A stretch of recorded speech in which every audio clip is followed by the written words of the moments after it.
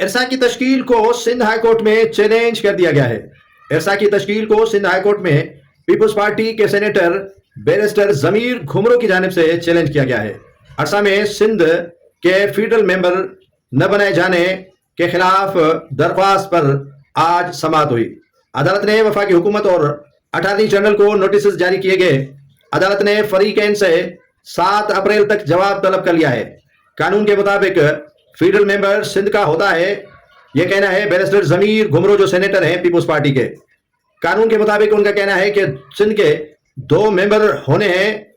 اس کے علاوہ ان کا کہنا ہے کہ سندھ کے ممبر نہ بنائے جانے سے کینال کا فیصلہ کیا گیا جسے مسترد کیا جائے۔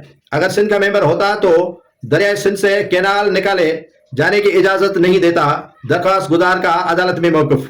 دریائے سندھ سے کینال نکالنے کا فیصلہ غیر قانونی ہے، اسے بھی جو ہے وہ رد کیا جائے یا اسے عدالت کی جانب سے حکم امتناع جاری کیا جائے۔ سندھ ہائی کورٹ نے حکم دے چکی ہے کہ ارسا میں صوبہ سندھ کے 2 ممبر ہوں گے۔ ارسا کی تشکیل غیر آئینی غیر قانونی ہونے کے باعث اس فیصلے کی کوئی بھی قانونی حیثیت نہیں ہے۔ ارسا نے چولستان اور تھل کینال سمیت پانی کے دستیابی کا کوئی سرٹیفکیٹ جاری کیا ہے تو اسے کالعدم قرار دیا جائے۔ تو یہ معاملہ اب ارسا کی تشکیل نو کو چیلنج کیا گیا ہے سندھ ہائی کورٹ میں، اور فریقین یعنی وفاق اور جو دیگر فریقین ہیں ان کو 7 اپریل تک جواب جمع کرانے کے عدالت کی جانب سے نوٹسز جاری کیے گئے ہیں۔